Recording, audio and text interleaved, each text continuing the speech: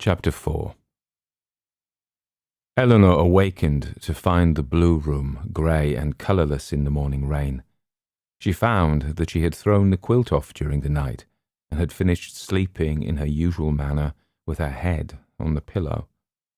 It was a surprise to find that she had slept until after 8, and she thought that it was ironic that the first good night's sleep she had had in years had come to her in Hill House. Lying in the blue bed, looking up into the dim ceiling with its remote carved pattern, she asked herself, half asleep still, "What did I do? Did I make a fool of myself? Were they laughing at me?" Thinking quickly over the evening before, she could remember only that she must have, seemed foolishly, childishly contented, almost happy. Had the others been amused to see that she was so simple? "I said silly things," she told herself, and of course they noticed. "Today I will be more reserved, less openly grateful to all of them for having me." Then, awakening completely, she shook her head and sighed. "You're a very silly baby, Eleanor," she told herself, as she did every morning. The room came clearly alive around her. She was in the blue room at Hill House. The dimity curtains were moving slightly at the window, and the wild splashing in the bathroom must be Theodora, awake, sure to be dressed, and ready first, certain to be hungry. "Good morning," Eleanor called, and Theodora answered, gasping, "Good morning, though in a minute I leave the tub filled for you. Are you starving because I am?" Does she think I wouldn't bathe unless she left a full tub for me? Eleanor wondered, and then was ashamed. "I came here to stop thinking things like that," she told herself sternly, and rolled out of bed and went to the window. She looked out across the veranda roof to the wide lawn below, with its bushes and little clumps of trees wound around with mist. Far down at the end of the lawn was the line of trees which marked the path to the creek, although the prospect of a jolly picnic on the grass was not, this morning, so appealing. It was clearly going to be wet all day, but it was a summer rain, deepening the green of the grass and the trees, sweetening and cleaning the air. "It's charming," Eleanor thought, surprised at herself. She wondered if she was the first person ever to find Hill House charming, and then thought, chilled, or do they all think so? The first morning.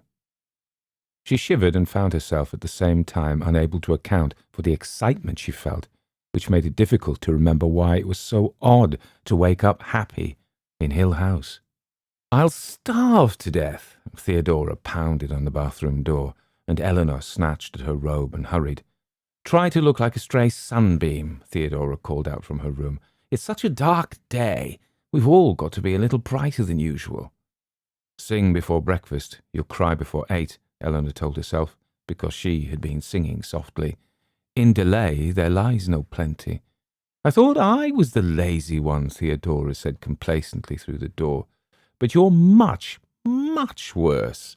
Lazy hardly begins to describe you. You must be clean enough now to come and have breakfast." "Mrs. Dudley sets out breakfast at 9. What will she think when we show up bright and smiling?" "She will sob with disappointment. Did anyone scream for her in the night, do you suppose?" Eleanor regarded a soapy leg critically. I slept like a log," she said. "So did I. If you're not ready in 3 minutes, I'll come in and drown you. I want my breakfast." Eleanor was thinking that it had been a very long time since she had dressed to look like a stray sunbeam, or been so hungry for breakfast, or arisen so aware, so conscious of herself, so deliberate and tender in her attentions. She even brushed her teeth with a niceness that she could not remember ever feeling before. "It's all the result of a good night's sleep," she thought. "Since Mother died, I must have been sleeping even more poorly than I realized." "Aren't you ready yet?" Coming, Eleanor said, and ran to the door, remembered that it was still locked, and unlocked it softly. Theodora was waiting for her in the hall, vivid in the dullness, in gaudy plaid. Looking at Theodora, it was not possible for Eleanor to believe that she ever dressed, or washed, or moved, or ate, or slept, or talked without enjoying every minute of what she was doing. Perhaps Theodora never cared at all what other people thought of her. "Do you realize that we may be another hour or so just finding the dining room?" Theodora said. "But maybe they have left us a map. Did you know that Luke and the doctor have been up for hours? I was talking to them from the window." "They've started without me," Eleanor thought. "Tomorrow I will wake up earlier and be there to talk from the window too." They came to the foot of the stairs, and Theodora crossed the great dark hall and put her hand confidently to a door. "Here," she said. But the door opened into a dim, echoing room neither of them had seen before. "Here?" Eleanor said, but the door she chose led on to the narrow passage to the little parlour where last night they had sat before a fire. "It's across the hall from that," Theodora said, and turned, baffled. "Damn it," she said, and put her head back and shouted, "Luke! Doctor!" Distantly they heard an answering shout, and Theodora moved to open another door. "If they think," she said over her shoulder, "that they are going to keep me forever in this filthy hall, trying one door after another to get my breakfast—" "That's the right one, I think," Eleanor said, "with the dark room to go through, and then the dining room beyond." Theodora shouted again, blundered against some light piece of furniture, cursed, and then the door beyond was opened, and the doctor said, "Good morning." "Foul, filthy house," Theodora said, rubbing her knee. "Good morning." "You'll never believe this now, of course," the doctor said, "but 3 minutes ago these doors were wide open. We left them open so you could find your way. We sat here and watched them swing shut just before you called. Well, good morning." "Kippers," Luke said from the table. "Good morning. I hope you ladies are the kipper kind." They had come through the darkness of one night. They had met morning in Hill House, and they were a family, greeting one another with easy informality and going to the chairs they had used last night at dinner, their own places at the table. "A fine big breakfast is what Mrs. Dudley certainly agreed to set out at 9, Luke said, waving a fork. "We had begun to wonder if you were the coffee and a roll in bed types." "We would have been here much sooner in any other house," Theodora said. "Did you really leave all the doors open for us?" Eleanor asked. "That's how we knew you were coming," Luke told her. "We saw the doors swing shut." "Today we will nail all the doors open," Theodora said. "I'm going to pace this house until I can find food 10 times out of 10. I slept with my light on all night," she confided to the doctor, "but nothing happened at all." "It was all very quiet," the doctor said. "Did you watch over us all night?" Eleanor asked. "Until about 3, when Pamela finally put me to sleep. There wasn't a sound until the rain started, sometime after 2. One of you ladies called out in her sleep once." "That must have been me," Theodora said shamelessly, "dreaming about the wicked sister at the gates of Hill House." "I dreamed about her too," Eleanor said. She looked at the doctor and said suddenly, "It's embarrassing to think about being afraid, I mean." "We're all in it together, you know," Theodora said. "It's worse if you try not to show it," the doctor said. "Stuff yourself very full of kippers," Luke said. "Then it will be impossible to feel anything at all." Eleanor felt, as she had the day before, that the conversation was being skillfully guided away from the thought of fear, so very present in her own mind. Perhaps she was to be allowed to speak occasionally for all of them, so that quieting her, they quieted themselves and could leave the subject behind them. Perhaps, vehicle for every kind of fear, she contained enough for all. "They are like children," she thought, crossly, daring each other to go first, ready to turn and call names at whoever comes last. She pushed her plate away from her and sighed. "Before I go to sleep tonight," Theodora was saying to the doctor, "I want to be sure that I have seen every inch of this house. No more lying there wondering what is over my head or under me, and we have to open some windows and keep the doors open and stop feeling our way around." "Little signs," Luke suggested, "arrows pointing, reading 'this way out,' or dead end, Eleanor said. Or watch out for falling furniture, Theodora said. We'll make them, she said to Luke. First, we all explore the house, Eleanor said, too quickly perhaps, because Theodora turned and looked at her curiously. I don't want to find myself left behind in an attic or something, Eleanor added uncomfortably. No one wants to leave you behind anywhere, Theodora said. Then I suggest, Luke said, that we first of all finish off the coffee in the pot, and then go nervously from room to room, endeavouring to discover some rational plan to this house, and leaving doors open as we go. I never thought, he said, shaking his head sadly, that I would stand to inherit a house where I had to put up signs to find my way around. We need to find out what to call the rooms, Theodora said. Suppose I told you, Luke, that I would meet you clandestinely in the second-best drawing room. How would you ever know where to find me? You could keep whistling till I got there, Luke offered. Theodora shuddered.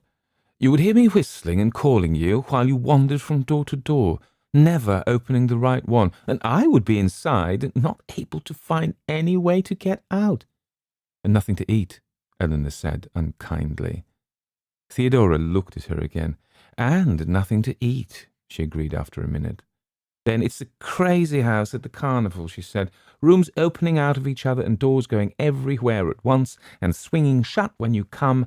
And I bet that somewhere there are mirrors that make you look all sideways, and an air hose to blow up your skirts, and something that comes out of a dark passage and laughs in your face.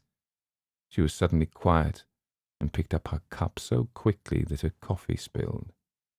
Not as bad as all that, the doctor said easily.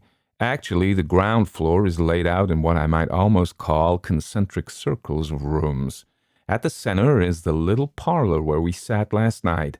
Around it, roughly, are a series of rooms. The billiard room, for instance, and a dismal little den entirely furnished in rose-colored satin, where Eleanor and I will go each morning with our needlework. And surrounding these, I call them the inside rooms, because they are the ones with no direct way to the outside. They have no windows, you remember. Surrounding these are the ring of outside rooms, the drawing room, the library, the conservatory, the— No, Theodora said, shaking her head. I'm still lost back in the rose-colored satin. And the veranda goes all around the house. There are doors opening onto the veranda from the drawing room and the conservatory, and one sitting room. There is also a passage. Stop! Stop! Theodora was laughing, but she shook her head. It's a filthy, rotten house. The swinging door in the corner of the dining room opened, and Mrs. Dudley stood, one hand holding the door open, looking without expression at the breakfast table. Clear off at 10, Mrs. Dudley said. Good morning, Mrs. Dudley, Luke said. Mrs. Dudley turned her eyes on him. Clear off at 10, she said. The dishes are supposed to be back on the shelves. I take them out again for lunch. I set out lunch at 1, but first the dishes have to be back on the shelves. Of course, Mrs. Dudley. The doctor rose and put down his napkin. Everybody ready? He asked. Under Mrs. Dudley's eye, Theodora deliberately lifted her cup and finished the last of her coffee, then touched her mouth with her napkin and sat back. Splendid breakfast, she said conversationally. Do the dishes belong to the house? They belong on the shelves, Mrs. Dudley said. And the glassware and the silver and the linen, lovely old things.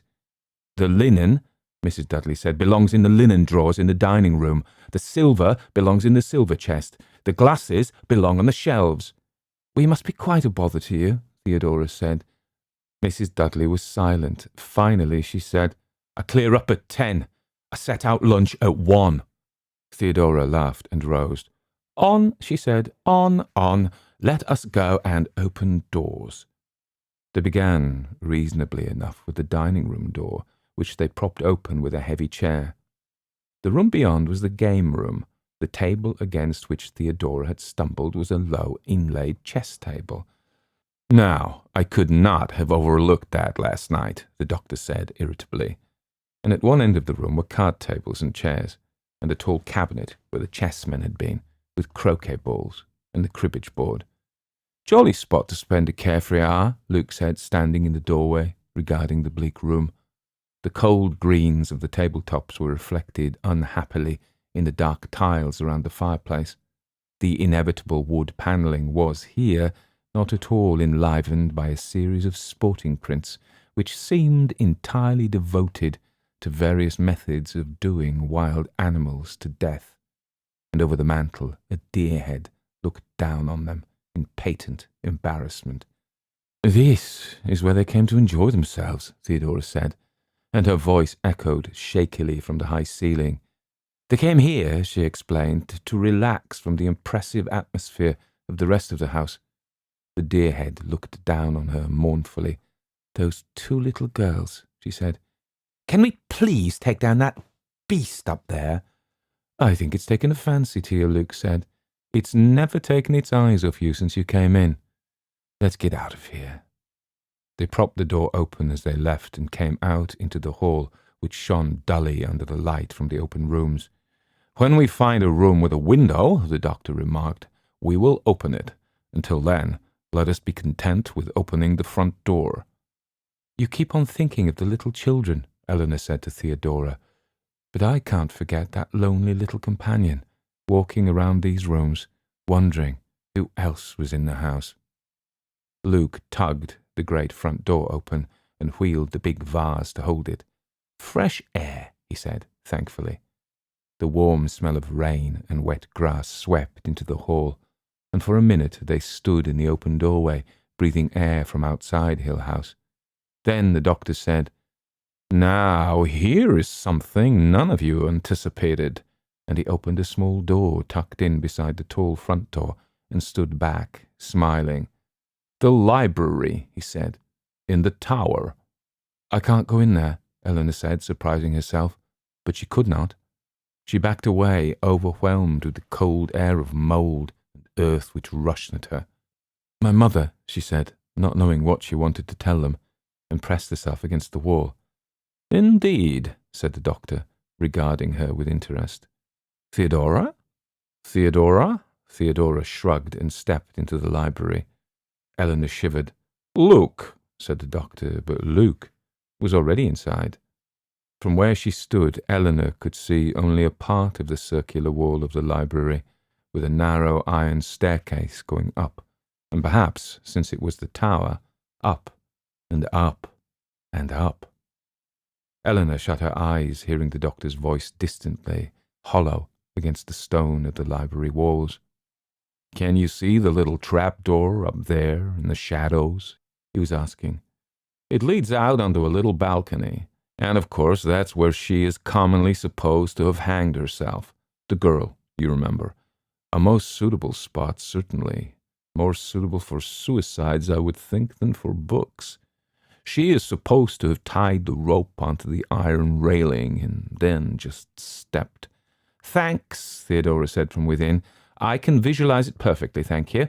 For myself, I would probably have anchored the rope onto the deer head in the game room, but I suppose that she had some sentimental attachment to the tower. What a nice word attachment is in that context, don't you think?" "Delicious." It was Luke's voice, louder. They were coming out of the library and back to the hall where Eleanor waited. "I think that I will make this room into a nightclub. I will put the orchestra up there on the balcony, and dancing girls will come down that winding iron staircase. The bar—" "Eleanor," Theodora said, "are you all right now? It's a perfectly awful room, and you were right to stay out of it." Eleanor stood away from the wall. Her hands were cold, and she wanted to cry, but she turned her back to the library door, which the doctor propped open with a stack of books. I don't think I'll do much reading while I'm here," she said, trying to speak lightly. "Not if the books smell like the library." "I hadn't noticed the smell," the doctor said. He looked inquiringly at Luke, who shook his head. "Odd," the doctor went on, "and just the kind of thing we're looking for. Make a note of it, my dear, and try to describe it exactly." Theodora was puzzled.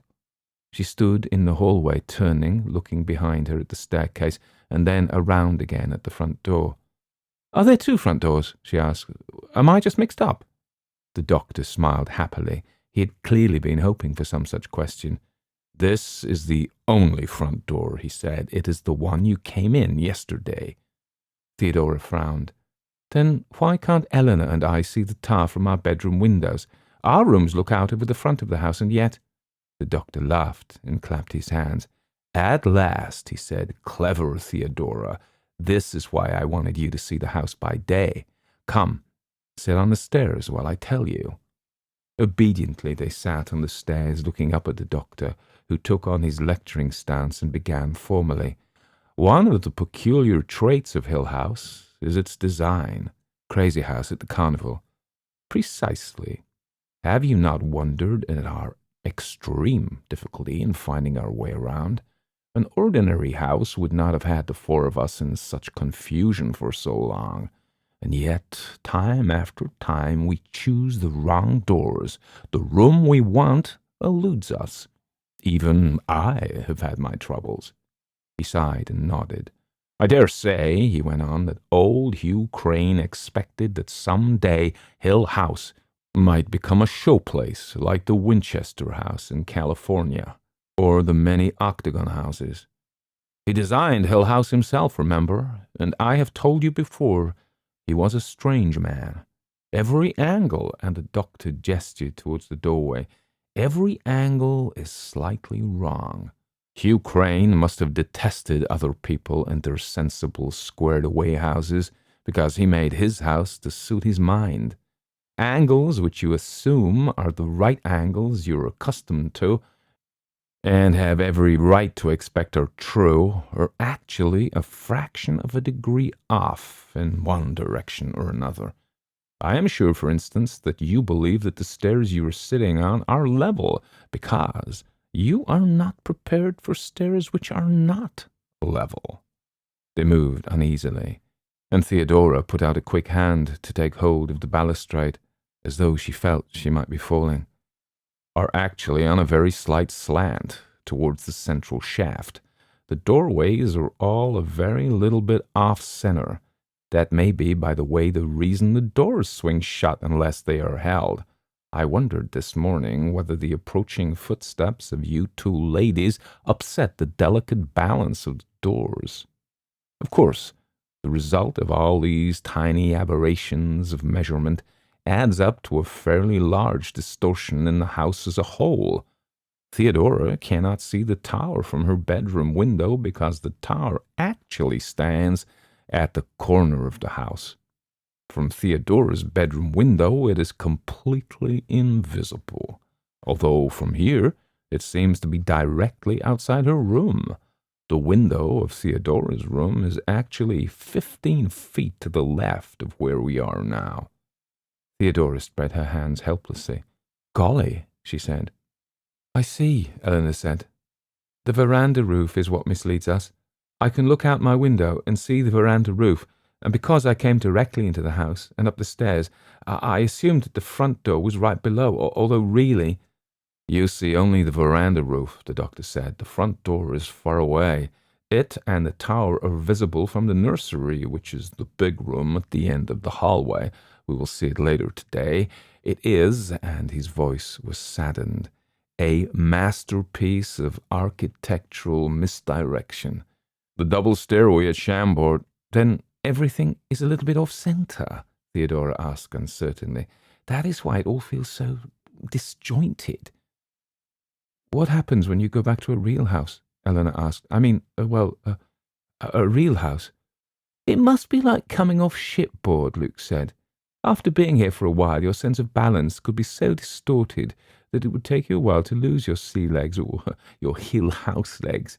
Could it be, he asked the doctor, that what people have been assuming were supernatural manifestations were really only the result of a slight loss of balance in the people who live here? The inner ear, he told Theodora wisely. It must certainly affect people in some way, the doctor said. We have grown to trust blindly in our senses of balance and reason, and I can see where the mind might fight wildly to preserve its own familiar stable patterns against all evidence that it was leaning sideways. He turned away. "We have marvels still before us," he said, and they came down from the stairway and followed him, walking gingerly, testing the floors as they moved. They went down the narrow passage to the little parlour where they had sat the night before, and from there, leaving doors propped open behind them, they moved into the outer circle of rooms, which looked out onto the veranda. They pulled heavy draperies away from the windows, and the light from outside came into Hill House. They passed through a music room, where a harp stood sternly apart from them, with never a jangle of strings to mark their footfalls. The grand piano stood tightly shut, with a candelabra above, no candle ever touched by flame. A marble-topped table held waxed flowers under glass, and the chairs were twig-thin and gilded. Beyond this was the conservatory, with tall glass windows showing them the rain outside, and ferns growing damply around and over wicker furniture. Here it was uncomfortably moist, and they left it quickly, to come through an arched doorway into the drawing-room, and stand, aghast and incredulous. "It's not there," Theodora said, weak and laughing. "I don't believe it's there." She shook her head. "Eleanor, do you see it too?" "How?" Eleanor said helplessly. "I thought you would be pleased." The doctor was complacent. One entire end of the drawing-room was in possession of a marble statuary piece. Against the mauve stripes and flowered carpet, it was huge and grotesque and somehow whitely naked. Eleanor put her hands over her eyes, and Theodora clung to her. "I thought it might be intended for Venus rising from the waves," the doctor said. "Not at all," said Luke, finding his voice. "It's St. Francis curing the lepers." No, Eleanor said. "One of them is a dragon." "It's none of that," said Theodora roundly. "It's a family portrait, you sillies. Composite. Anyone would know it at once. That figure in the centre, that tall, undraped, good heavens, masculine one, that's old Hugh patting himself on the back because he built Hill House, and his two attendant nymphs are his daughters. The one on the right, who seems to be brandishing an ear of corn, is actually telling about her lawsuit. And the other one, the little one on the end, is the companion, and the one on the other end is Mrs. Dudley done from life," Luke said.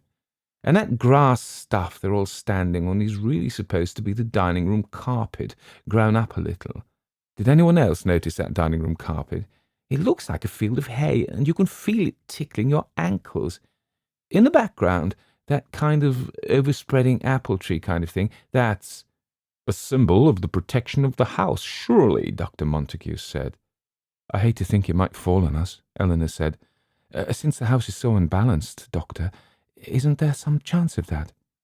"I have read that the statue was carefully and at great expense constructed to offset the uncertainty of the floor on which it stands. It was put in, at any rate, when the house was built, and it has not fallen yet.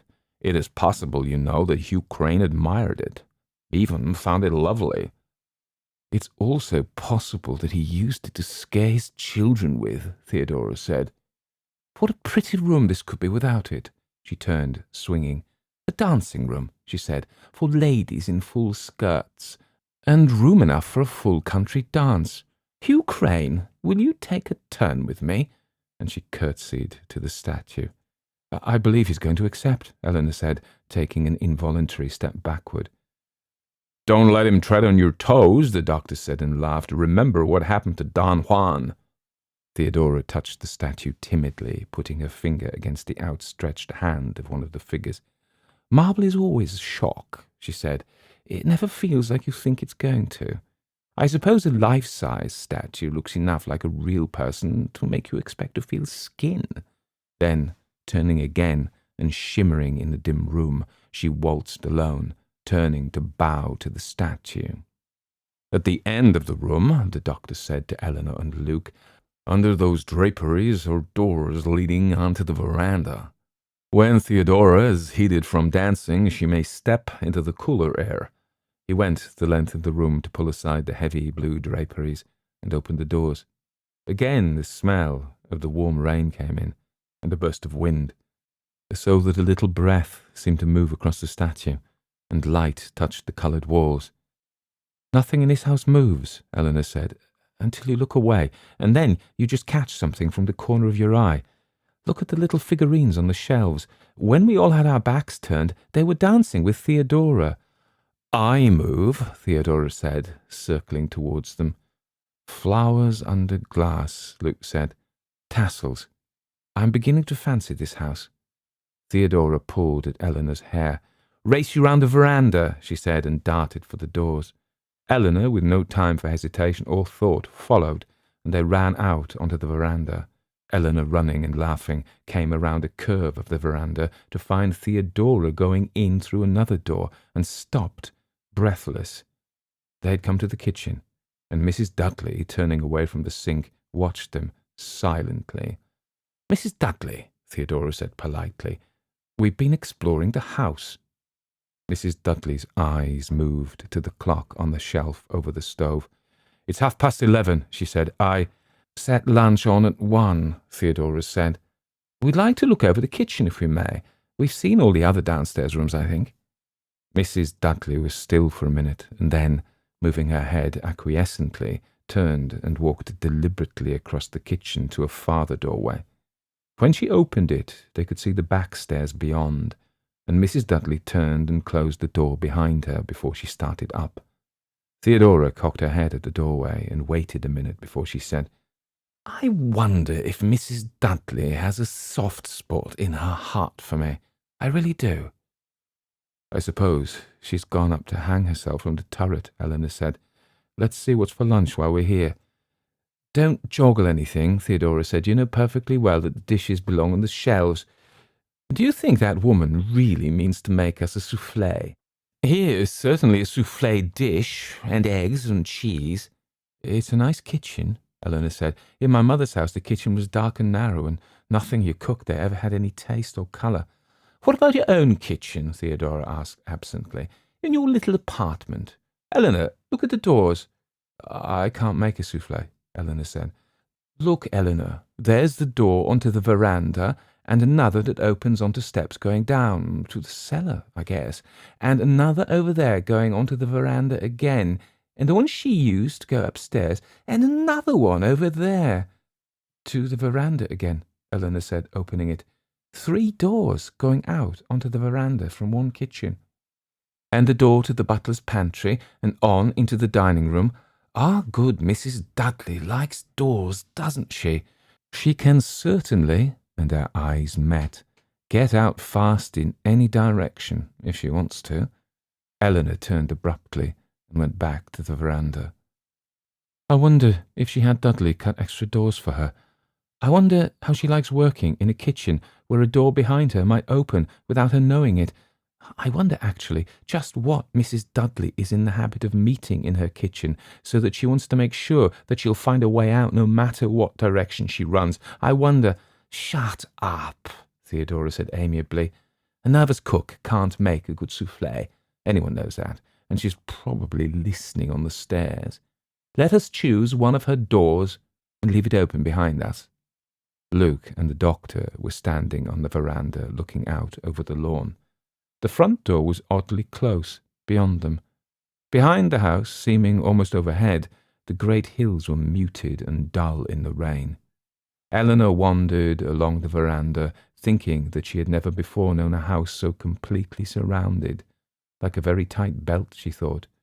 Would the house fly apart if the veranda came off? She went what she thought must be the greater part of the circle around the house, and then she saw the tower. It rose up before her suddenly, almost without warning, as she came round the curve of the veranda. It was made of grey stone, grotesquely solid, jammed hard against the wooden side of the house, with the insistent veranda holding it there. Hideous, she thought, and then thought that if the house burned away some day, the tower would still stand, grey and forbidding, over the ruins, warning people away from what was left of Hill House, with perhaps a stone fallen here and there, so that owls and bats might fly in and out and nest among the books below. Halfway up, windows began, thin, angled slits in the stone, and she wondered what it would be like looking down from them, and wondered that she had not been able to enter the tower. I will never look down from those windows, she thought, and tried to imagine the narrow iron stairway going up and around inside. High on top was a conical wooden roof, topped by a wooden spire. It must have been laughable in any other house, but here in Hill House it belonged, gleeful and expectant, awaiting perhaps a slight creature creeping out from the little window onto the slanted roof, reaching up to the spire, knotting a rope. "You'll fall," Luke said, and Eleanor gasped. She brought her eyes down with an effort and found that she was gripping the veranda rail tightly and leaning far backward. "Don't trust your balance in my charming Hill House," Luke said, and Eleanor breathed deeply, dizzy, and staggered.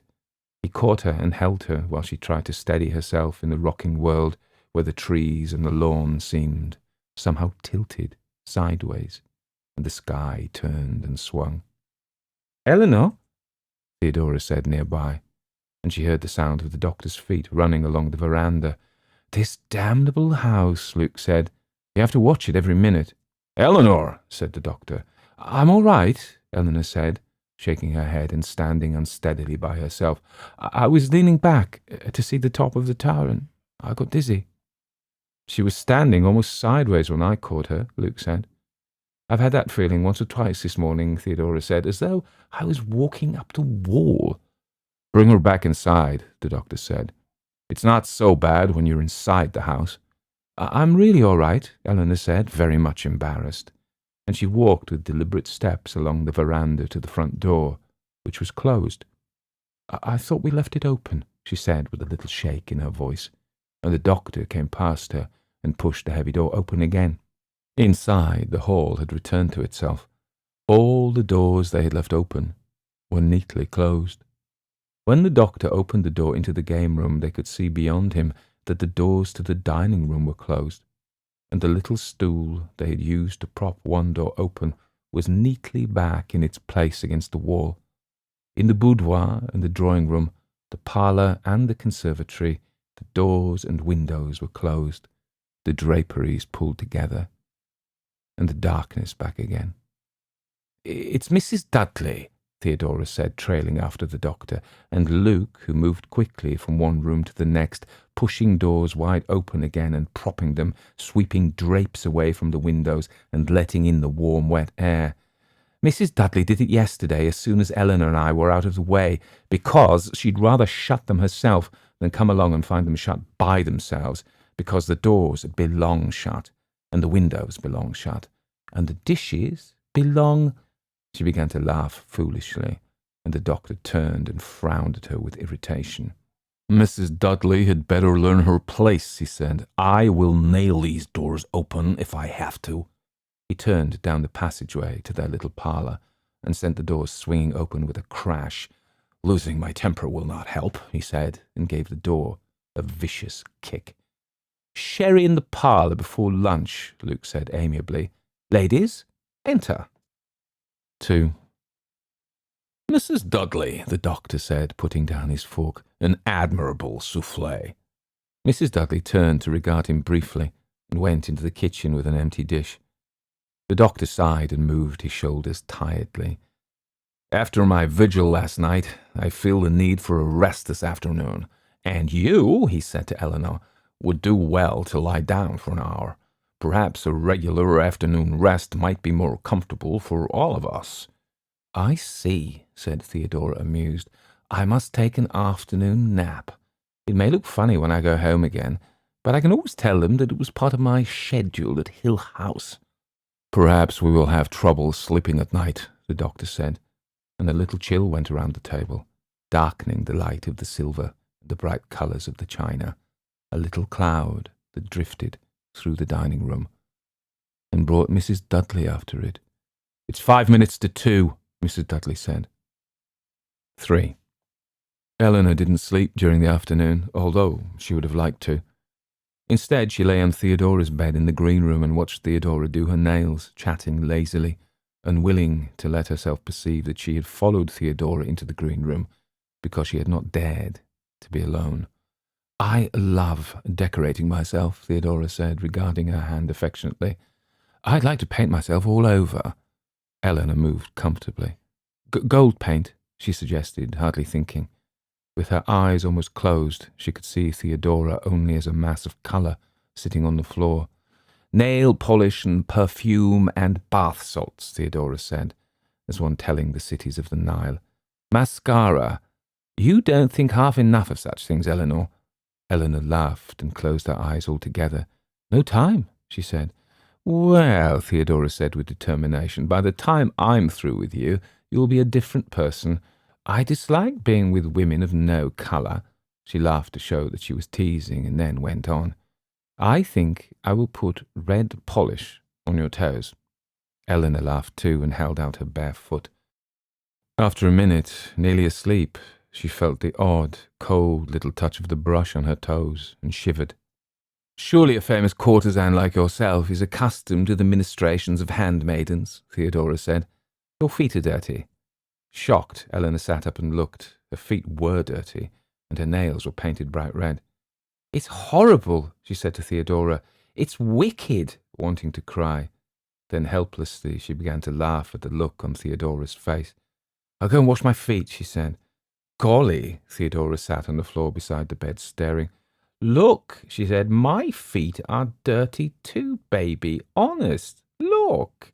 "Anyway," Eleanor said, "I hate having things done to me." "You're about as crazy as anyone I ever saw," Theodora said cheerfully.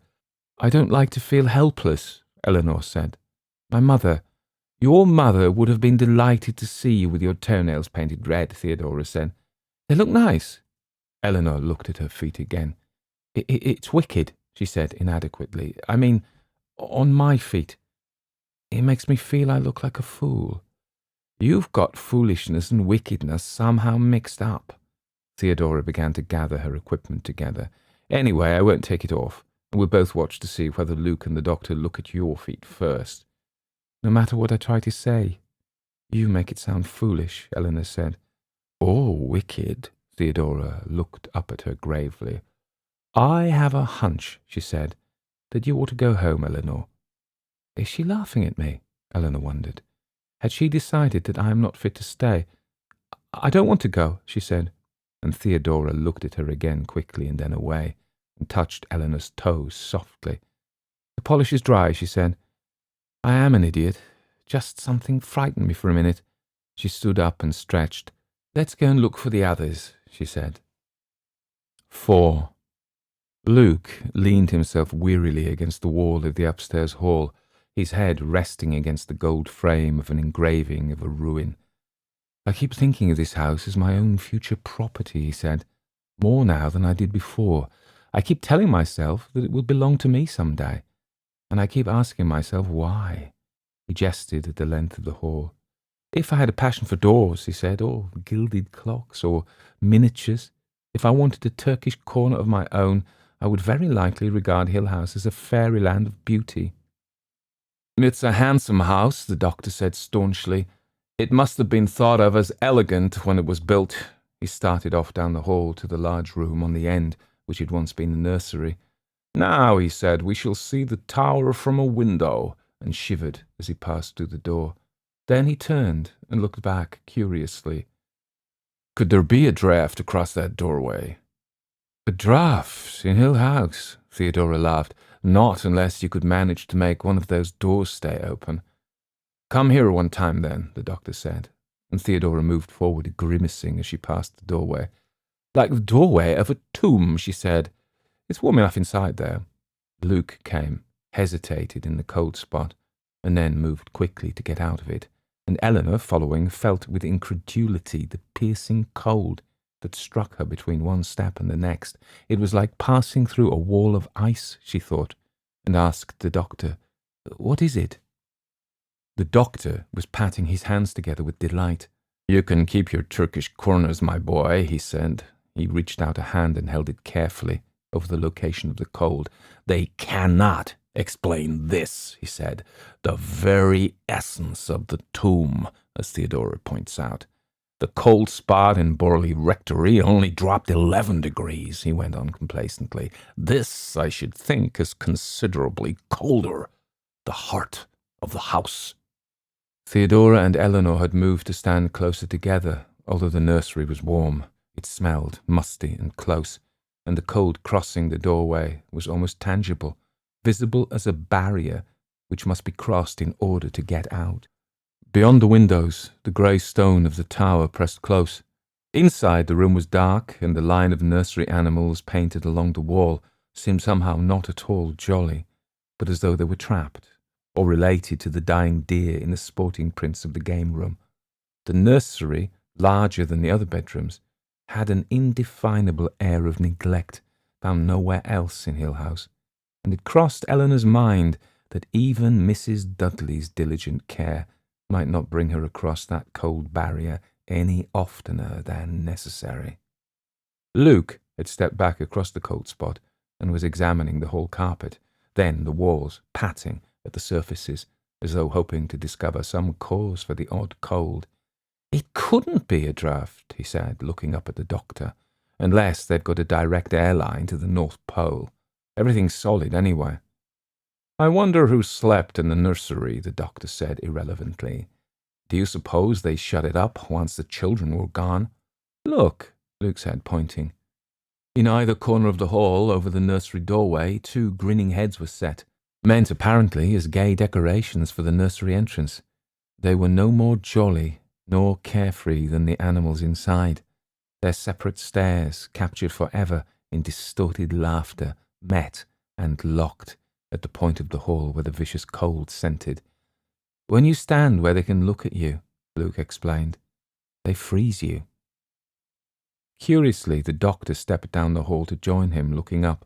Don't leave us alone in here, Theodora said, and ran out of the nursery, pulling Eleanor through the cold, which was like a fast slap or a close, cold breath. A fine place to chill our beer, she said, and put out her tongue at the grinning faces. I must make a full account of this, the doctor said happily. It doesn't seem like an impartial cold, Eleanor said, awkward, because she was not quite sure what she meant. I felt it as deliberate, as though something wanted to give me an unpleasant shock. It's because of the faces, I suppose, the doctor said. He was on his hands and knees, feeling along the floor. Measuring tape and thermometer, he told himself. Chalk for an outline. Perhaps the cold intensifies at night. Everything is worse, he said, looking at Eleanor, if you think something is looking at you. Luke stepped through the cold with a shiver and closed the door to the nursery. He came back to the others in the hall with a kind of leap, as though he thought he could escape the cold by not touching the floor. With the nursery door closed, they realized all at once how much darker it had become, and Theodora said restlessly, Let's get downstairs to our parlour. I can feel those hills pushing in. After 5, Luke said, cocktail time. I suppose, he said to the doctor, you will trust me to mix you a cocktail again tonight. Too much vermouth, the doctor said, and followed them lingeringly, watching the nursery door over his shoulder. 5. I propose, the doctor said, setting down his napkin, that we take our coffee in our little parlour. I find that fire very cheerful. Theodora giggled. Mrs. Dudley's gone, so let's race around fast and get all those doors and windows open and take everything down from the shelves. The house seems different when she's not in it, Eleanor said. Emptier. Luke looked at her and nodded. He was arranging the coffee cups on a tray, and the doctor had already gone on, doggedly opening doors and propping them. Each night I realise suddenly that we 4 are alone here. Although Mrs. Dudley's not much good as far as company's concerned. It's funny, Eleanor said, looking down at the dinner table. I dislike Mrs. Dudley as much as any of you, but my mother would never let me get up and leave a table looking like this until morning. If she wants to leave before dark, she has to clear away in the morning, Theodora said without interest. I'm certainly not going to do it. It's not nice to walk away and leave a dirty table. You couldn't get them back on the right shelves anyway, and she'd have to do it all over again just to get your finger marks off things. If I just took the silverware and let it soak— No, Theodora said, catching her hand. Do you want to go out into that kitchen, all alone, with all those doors?" "No," Eleanor said, setting down the handful of forks she had gathered. "I guess I don't, really." She lingered to look uneasily at the table and the crumpled napkins and the drop of wine spilled by Luke's place, and shook her head. "I don't know what my mother would say, though." "Come on," Theodora said. "They've left lights for us."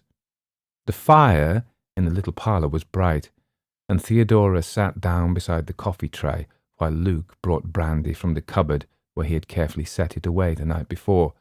"We must be cheerful at all costs," he said. "I'll challenge you again tonight, Doctor."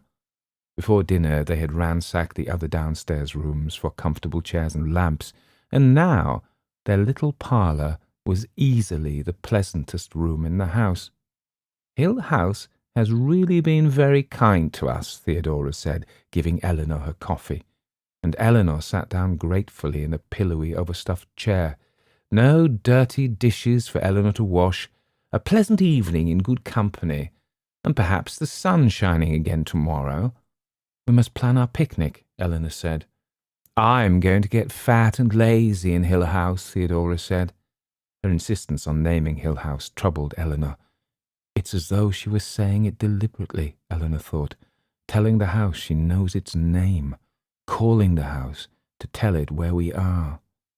Is it bravado? "Hill House, Hill House, Hill House," Theodora said softly, and smiled across at Eleanor. "Tell me," Luke said politely to Theodora, "since you're a princess, tell me about the political situation in your country." "Very unsettled," Theodora said. "I ran away because my father, who is of course the king, insists that I marry Black Michael, who is the pretender to the throne. I, of course, cannot endure the sight of Black Michael, who wears one gold earring and beats his grooms with a riding crop." "A most unstable country," Luke said. "How did you ever manage to get away?" "I fled in a hay wagon disguised as a milkmaid. They never thought to look for me there, and I crossed the border with papers I forged myself in a woodcutter's hut. And Black Michael will no doubt take over the country now in a coup d'etat. Undoubtedly. And he can have it." It's like waiting in a dentist's office, Eleanor thought, watching them over her coffee cup. Waiting in a dentist's office and listening while other patients make brave jokes across the room, all of you certain to meet the dentist sooner or later. She looked up suddenly, aware of the doctor near her, and smiled uncertainly. "Nervous?" the doctor asked, and Eleanor nodded.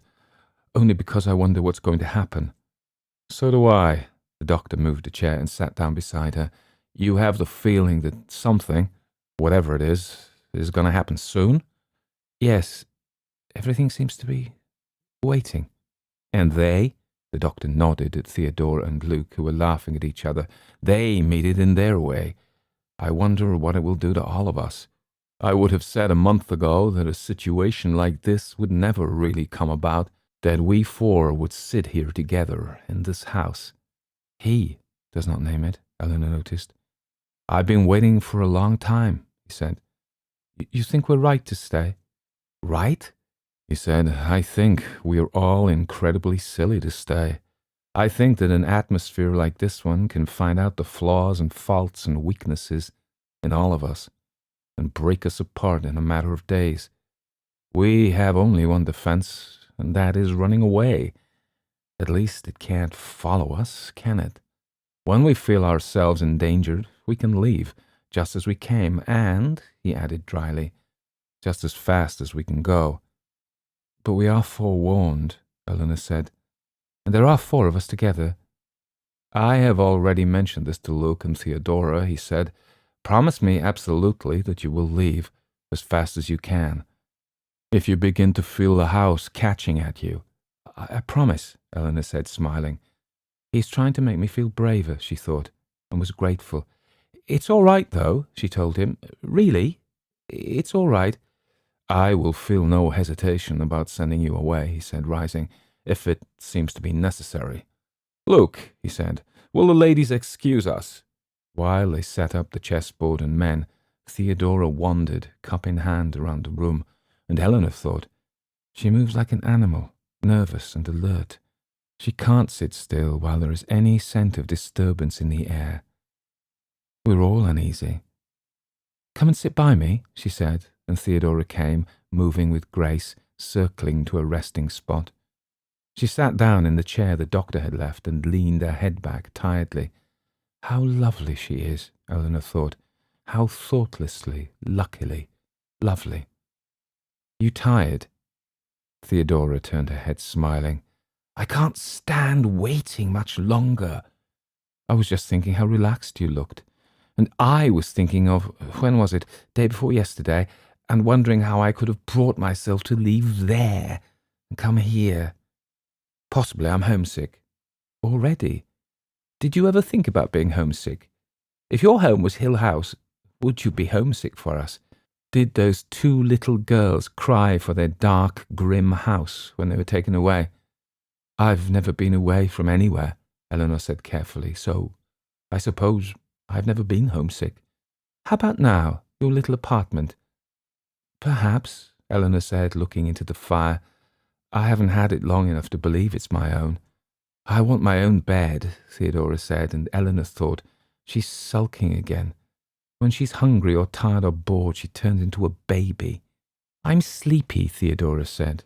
It's after 11, Eleanor said, and as she turned to glance at the chess game, the doctor shouted with joyful triumph, and Luke laughed. Now, sir, the doctor said. Now, sir. Fairly beaten, I admit, Luke said. He began to gather the chessmen and set them back into their box. Any reason why I can't take a drop of brandy upstairs with me? To put myself to sleep, or give myself Dutch courage, or some such reason. Actually, and he smiled over at Theodora and Eleanor, I plan to stay up and read for a while. Are you still reading Pamela? Eleanor asked the doctor. Volume 2. I have 3 volumes to go, and then I shall begin Clarissa Harlowe, I think. Perhaps Luke would care to borrow— No thanks, Luke said hastily. I have a suitcase full of mystery stories. The doctor turned to look around. Let me see, he said. Fire screened, lights out, leave the doors for Mrs. Dudley to close in the morning. Tiredly, following one another, they went up the great stairway, turning out lights behind them. Has everyone got a flashlight, by the way? The doctor asked, and they nodded, more intent upon sleep than the waves of darkness which came after them up the stairs of Hill House.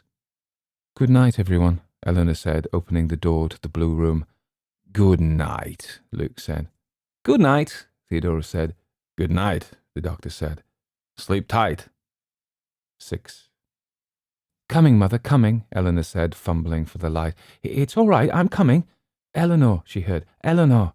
Coming, she shouted irritably. Just a minute, I'm coming. Eleanor, then she thought, with a crashing shock, which brought her awake, cold and shivering, out of bed and awake. I am in Hill House. What? She cried. What, Theodora? Eleanor, in here. Coming. No time for the light. She kicked a table out of the way, wondering at the noise of it, and struggled briefly with the door of the connecting bathroom. That's not the table falling, she thought. My mother is knocking on the wall. It was blessedly light in Theodora's room, and Theodora was sitting up in bed, her hair tangled from sleep, and her eyes wide with the shock of awakening. I must look the same way, Eleanor thought, and said, I'm here.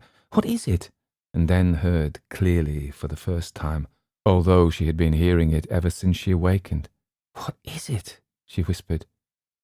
She sat down slowly on the foot of Theodora's bed, wondering at what seemed calmness in herself.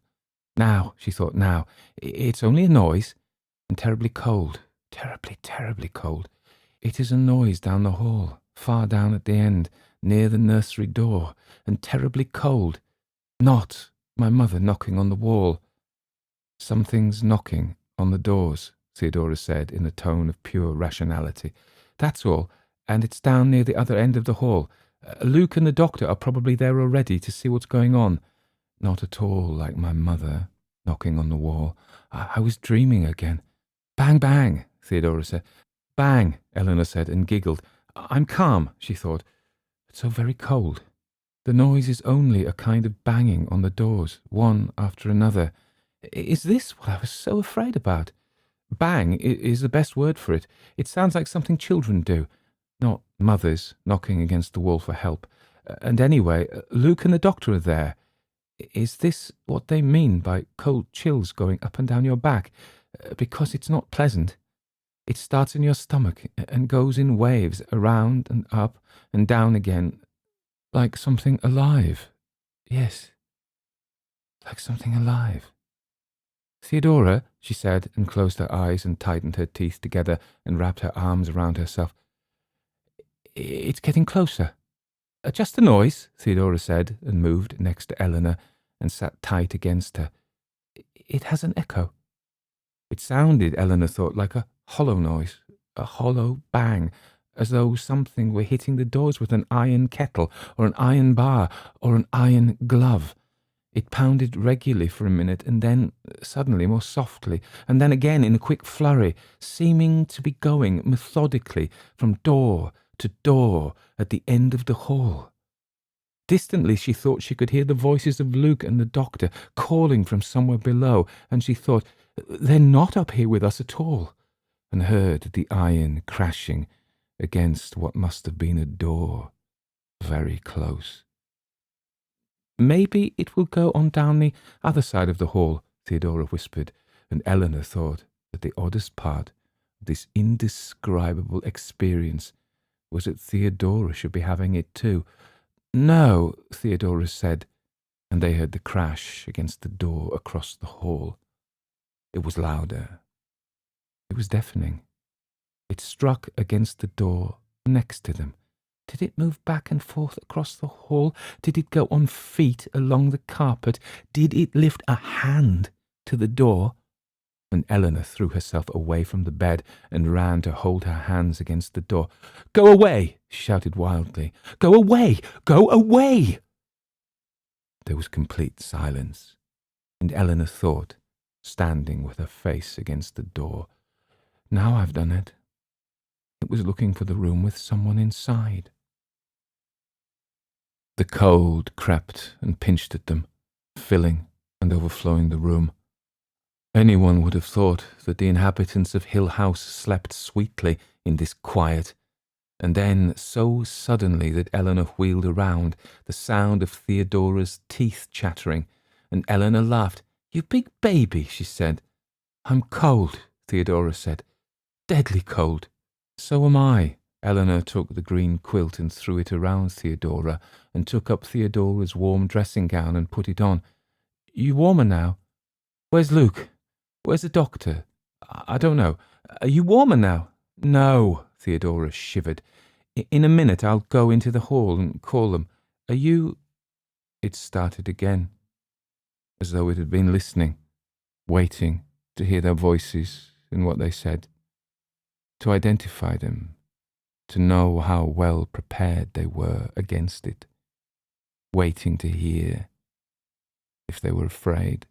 So suddenly that Eleanor leaped back against the bed and Theodora gasped and cried out. The iron crash came against their door, and both of them lifted their eyes in horror because the hammering was against the upper edge of the door, higher than either of them could reach, higher than Luke or the doctor could reach, and the sickening, degrading cold came in waves from whatever was outside the door.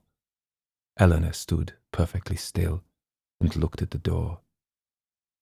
She didn't quite know what to do, although she believed that she was thinking coherently and was not unusually frightened, not more frightened certainly than she had believed in her worst dream she could be. The cold troubled her even more than the sounds. Even Theodora's warm robe was useless against the icy little curls of fingers on her back. The intelligent thing to do, perhaps, was to walk over and open the door.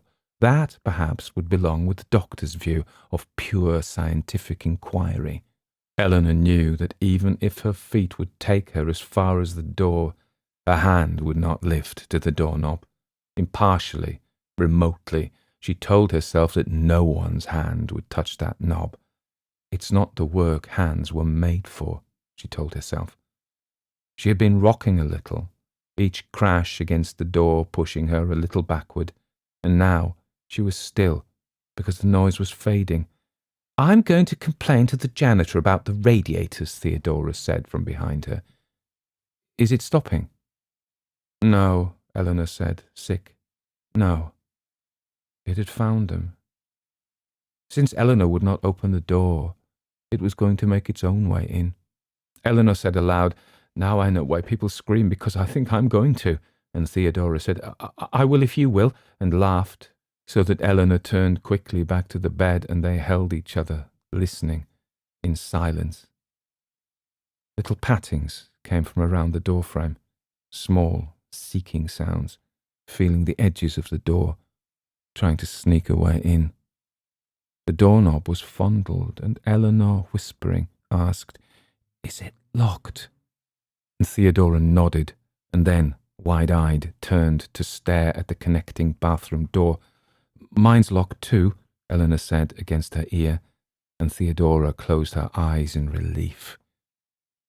The little sticky sounds moved on around the doorframe, and then, as though a fury caught whatever was outside, the crashing came again, and Eleanor and Theodora saw the wood of the door tremble and shake, and the door move against its hinges.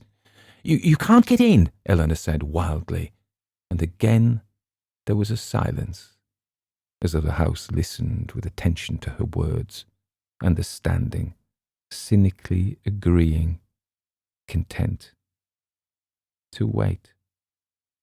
A thin little giggle came in a breath of air through the room, a little mad rising laugh, the smallest whisper of a laugh, and Eleanor heard it all up and down her back. A little gloating laugh moved past them around the house, and then she heard the doctor and Luke calling from the stairs, and mercifully, it was over. When the real silence came, Eleanor breathed shakily and moved stiffly. "We've been clutching each other like a couple of lost children," Theodora said, and untwined her arms from around Eleanor's neck. "You're wearing my bathrobe." "I forgot mine. Is it really over?" For tonight, anyway," Theodora spoke with certainty. "Can't you tell? Aren't you warm again?" The sickening cold was gone, apart from a reminiscent little thrill of it down Eleanor's back. When she looked at the door, she began to pull at the tight knot she had put in the bathrobe cord and said, "Intense cold is one of the symptoms of shock." "Intense shock is one of the symptoms I've got," Theodora said. "Here come Luke and the doctor." Their voices were outside in the hall, speaking quickly, anxiously, and Eleanor dropped Theodora's robe on the bed and said, "For heaven's sake, don't let them knock on that door. One more knock would finish me," and ran into her own room to get her own robe. Behind her, she could hear Theodora telling them to wait a minute, and then going to unlock the door, and then Luke's voice saying pleasantly to Theodora, "Why, you look as though you've seen a ghost." When Eleanor came back, she noticed that both the doctor and Luke were dressed, and it occurred to her that it might be a sound idea from now on. If that intense cold was going to come back at night, it was going to find Eleanor sleeping in a wool suit and a heavy sweater, and she didn't care what Mrs. Dudley was going to say when she found that at least one of the lady guests was lying in one of the clean beds in heavy shoes and wool socks. "Well," she asked, "how do you gentlemen like living in a haunted house?" "It's perfectly fine," Luke said. "Perfectly fine. It gives me an excuse to have a drink in the middle of the night." He had the brandy bottle and glasses, and Eleanor thought that they must make a companionable little group, the four of them, sitting around Theodora's room at 4 a.m, drinking brandy. They spoke lightly, quickly, and gave one another fast, hidden little curious glances, each of them wondering what secret terror had been tapped in the others, what changes might show in face or gesture, what unguarded weaknesses might have opened the way to ruin. "Did anything happen in here while we were outside?" the doctor asked. Eleanor and Theodora looked at each other and laughed, honestly at last, without any edge of hysteria or fear. After a minute, Theodora said carefully, "Nothing in particular. Someone knocked on the door with a cannonball and then tried to get in and eat us and started laughing its head off when we wouldn't open the door. But nothing really out of the way." Curiously, Eleanor went over and opened the door. "I thought the whole door was going to shatter," she said, bewildered. "And there isn't even a scratch on the wood. nor on any of the other doors. They're perfectly smooth." "How nice that it didn't mar the woodwork," Theodora said, holding her brandy glass out to Luke. "I couldn't bear it if this dear old house got hurt." She grinned at Eleanor. "Nellie here was going to scream. So were you?" "Not at all. I only said it to keep you company. Besides, Mrs. Dudley already said that she wouldn't come. And where were you, our manly defenders?" "We were chasing a dog," Luke said. "At least some animal-like dog." He stopped and then went on reluctantly. "We followed it outside."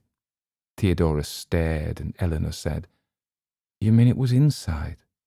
"I saw it run past my door," the doctor said. "Just caught a glimpse of it slipping along. I woke Luke, and we followed it down the stairs and out into the garden and lost it somewhere at the back of the house." "The front door was open?" "No," Luke said. "The front door was closed. So were all the other doors. We checked." "We've been wandering around for quite a while," the doctor said. "We never dreamed that you ladies were awake until we heard your voices." He spoke gravely. "There is one thing that we have not taken into account," he said. They looked at him puzzled, and he explained, checking on his fingers in his lecture style. "First," he said, "Luke and I were awakened earlier than you ladies, clearly. We have been up and about, outside and in, for better than 2 hours, led on what you perhaps might allow me to call a wild goose chase. Second, neither of us," he glanced inquiringly at Luke as he spoke, "heard any sound up here until your voices began. It was perfectly quiet. That is, the sound which hammered on your door was not audible to us. When we gave up our vigil and decided to come upstairs, we apparently drove away whatever was waiting outside your door. Now, as we sit here together, all is quiet." "I still don't see what you mean," Theodora said, frowning. "We must take precautions," he said. "Against what? How?" "When Luke and I are called outside, and you two are kept imprisoned inside, doesn't it begin to seem," and his voice was very quiet, "doesn't it begin to seem that the intention is, somehow, to separate us?"